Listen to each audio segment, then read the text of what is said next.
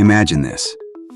You are returning home after an endless, exhausting day at work. You have absolutely no energy left.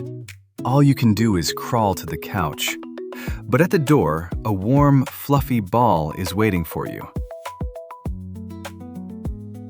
It looks up at you with its huge, round eyes, makes a soft breathing sound, and you feel a strange calmness spreading inside. You pick it up, start talking to it in an unnaturally high-pitched voice, and then obediently walk to the kitchen To open a can of expensive wet food. Let's look at this scene from the outside, sober and cynically. A small, solitary predator that keeps the habits of a ruthless forest killer lives in your apartment completely for free. It doesn't guard your home. It doesn't catch mice. There simply are none in modern apartments. It doesn't help you survive at all. On the contrary, you spend money on its food, clean its litter box, and take it to the vet, paying a solid part of your salary for a visit. In return, you get nothing but the chance to pet it. What if this unconditional love is not your conscious choice at all? What if we are dealing with the quietest and most successful biological hijack in human history? A cat's face is not just a cute detail. It is a masterfully crafted skeleton key to the deep-seated codes of the human brain. We are used to thinking that we domesticated cats. It is believed that our ancestors made a pragmatic alliance with them. We give them shelter, and they protect our barns from rodents. It all seems logical, mutually beneficial, and clear. But this familiar picture crumbles as soon as we study the anatomy of a cat's face. In 1943, an Austrian zoologist named Konrad Lorenz noticed an astonishing pattern.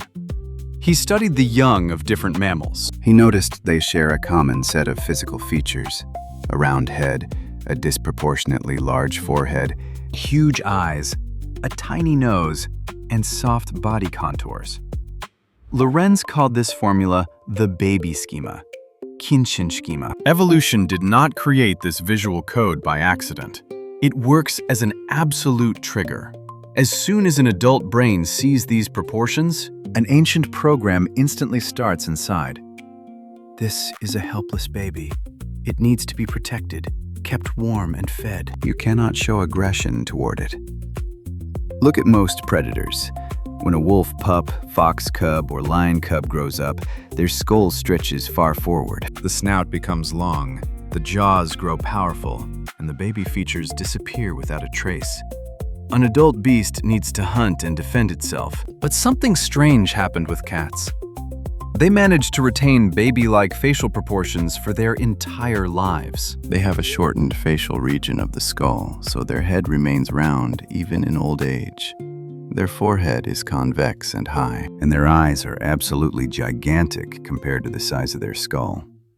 If our eyes proportionally matched a cat's, They would be the size of a large apple. What's more, unlike most other animals whose eyes are positioned on the sides of the head, a cat's eyes look straight forward. This is binocular vision, just like in humans. When a cat looks at you, its gaze seems meaningful and deep precisely because our visual analyzers read it as human. Add to this a tiny button nose and a small chin. Before us is almost a portrait of a newborn human baby. The brain of a modern city resident, worn out by stress, sees these signals and surrenders instantly. We look at the cat, and our ancient limbic system screams, "Feed it right now, and don't you dare scold it for that broken vase." Evolution gave the cat a perfect mask, hiding a predator under the guise of a helpless infant. But the visual image is only the first line of defense. the feline sabotage has gone much deeper. The most interesting part begins when they close their eyes and open their mouths. The sound they make is not just a pleasant purr. Most of us consider a cat's purring to be the ultimate form of bliss and peace. This soft, vibrating sound calms us, relieves stress, and lulls us to sleep. The cat is happy, we are relaxed, and everyone is content. But is this purring really that simple? Let's look at how felines actually communicate. In the wild, adult wildcats almost never meow. They simply don't need to. For communication, they have a rich arsenal of sense, body language, and rare hisses in case of conflict. Meowing is an exclusive tool for a tiny kitten to communicate with its mother. The cub calls for mom when it is cold, scared, or hungry. As soon as it grows up, this baby talk is turned off as unnecessary. But domestic cats pulled off an incredible evolutionary trick. They realized that a giant creature lives next to them, one that is highly sensitive to infant signals, and they simply refuse to grow up, extending their baby talk for life. An adult cat meows only for you and me. But even that is not the whole truth. In 2009, a researcher named Karen McComb from the University of Sussex in the UK decided to find out one thing. Why is it so hard for people to ignore feline demands in the morning? She and her team conducted an experiment. They recorded normal attention-seeking sounds and the demanding purring when cats begged for food from their sleepy owners. They played the recordings to volunteers, including both cat owners and people who had never owned pets. The result was striking. Absolutely all participants rated the morning begging purr as highly alarming. The sound seemed urgent and even unpleasant, demanding immediate action. One wanted to just go and feed the cat so it would stop. When scientists analyzed this sound on a spectrogram, they discovered an amazing thing. It turned out that a cat's "feed me" is not just a purr. Within this low, pleasant, vibrating hum lies a very subtle, high-pitched cry. Its frequency lies in the range of 300 to 600 hertz. Do these numbers mean nothing to you? Well, your auditory cortex recognizes them instantly. It is in this exact frequency range that a hungry baby cries. The cat has literally learned to embed the cry of a newborn baby inside its cozy purring. This is brilliant acoustic camouflage. Our conscious mind hears the pleasant purr of a beloved pet, but our ancient subconscious structures read a high-frequency SOS signal. The brain interprets this sound as a signal that our own offspring is in danger. Our anxiety levels spike, our heart rate increases, and we helplessly obey, opening the coveted can of food. This is not just communication. This is pure biological parasitism on our basic parental instincts. But why did cats develop this incredible ability? Did they consciously practice this trick, picking the right frequency? Or is there a long history behind this? This history began long before the first Egyptian pyramids appeared. To solve this mystery, we must travel back in time. We need to go back nearly 10,000 years and excavate a very strange grave on a remote island in the Mediterranean Sea. For a long time, history textbooks claimed that ancient Egyptians were the first to domesticate cats. Supposedly, this happened about 4,000 years ago. A logical version.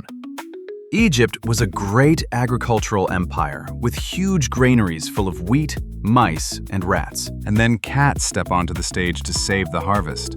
Beautiful and clear. But in 2004, archaeologists in Cyprus made a discovery. A French expedition led by Jean-Denis Vignier excavated a Neolithic grave that was approximately 9,500 years old. In it lay a human skeleton, and just 16 inches away from it, the skeleton of a tiny cat. Amazingly, the animal was buried with full honors. Its body was carefully placed in a neat position, and the grave itself was decorated with seashells, polished stones, and flint tools. Think about it. 9,500 years ago. Pyramids are not even on the drawing board. Writing has not been invented yet. Humans are just beginning to master agriculture and build their first clay huts. And at this early stage, a cat already lies next to a human in a grave. Obviously, she was valued for more than just catching mice.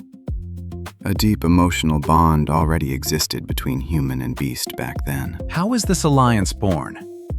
Unlike dogs, horses, or cows, which humans domesticated purposefully and by force, cats domesticated themselves. It was a process of so-called self-domestication.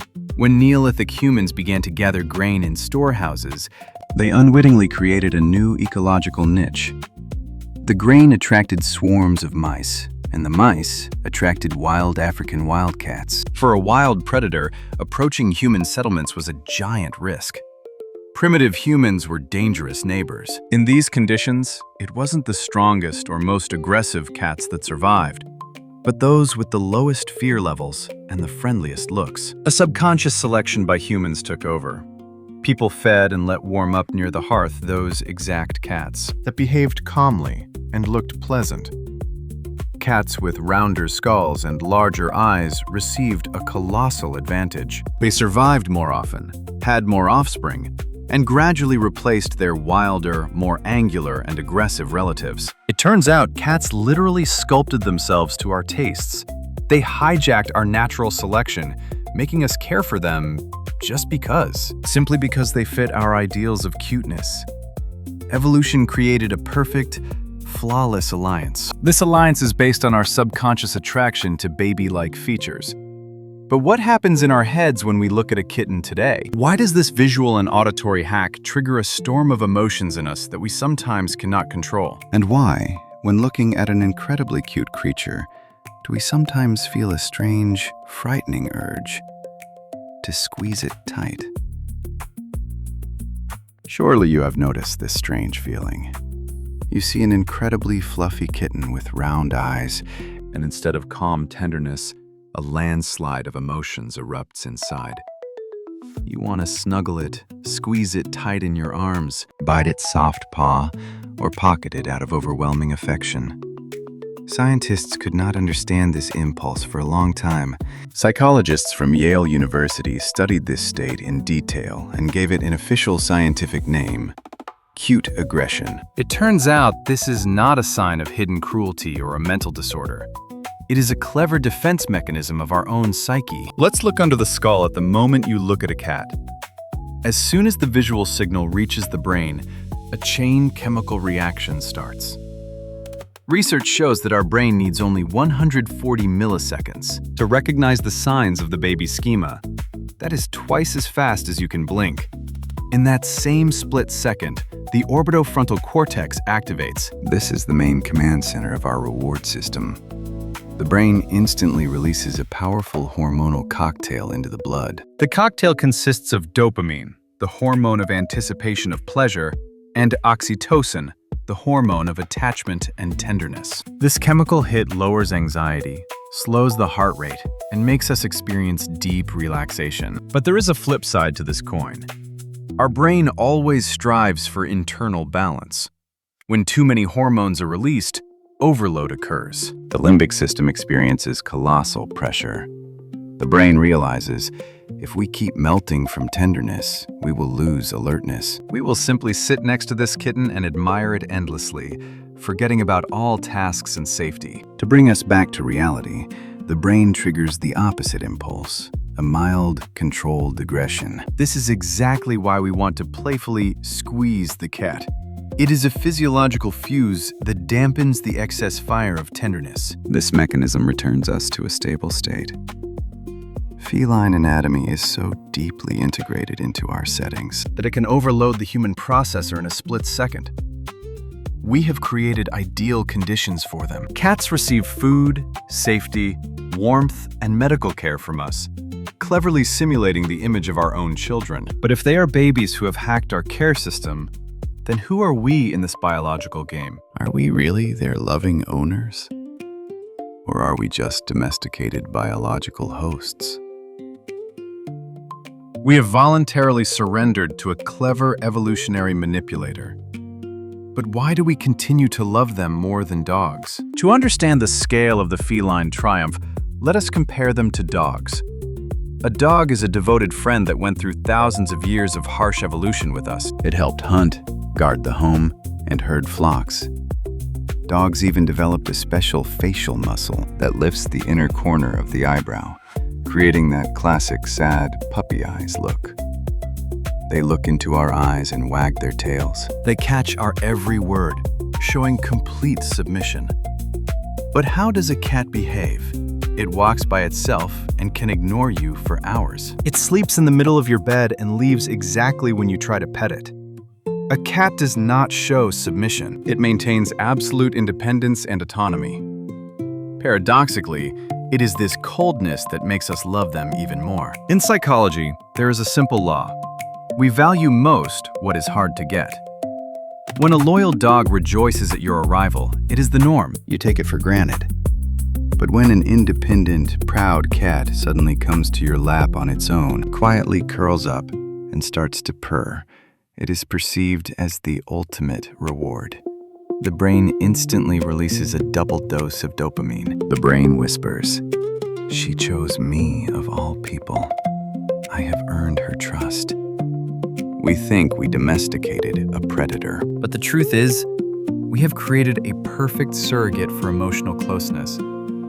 In the era of megacities, a cat has become a salvation. It helps cope with total loneliness and social alienation. It doesn't require complex conversations. A cat does not judge and does not betray. It is enough for it to simply be nearby, breathing softly on the pillow and looking at us with huge eyes. We voluntarily give our resources, time, and care to a small, fluffy hunter. And this is not stupidity. It is a beautiful, if somewhat ironic, symbiosis. We give the cat shelter and safety, and in return, it gives us a sense of being needed. It gives us peace and emotional warmth. In the end, maybe this is what real love is? Even if triggered by an evolutionary skeleton key. Every time you open another can of food to your pet's demanding meow, just smile. At this very moment, a scene is playing out in your kitchen that has repeated itself for the last 9,000 years. The ancient hormonal code works flawlessly, and the fluffy sphinx falls asleep on your pillow, knowing exactly who is the boss in this house.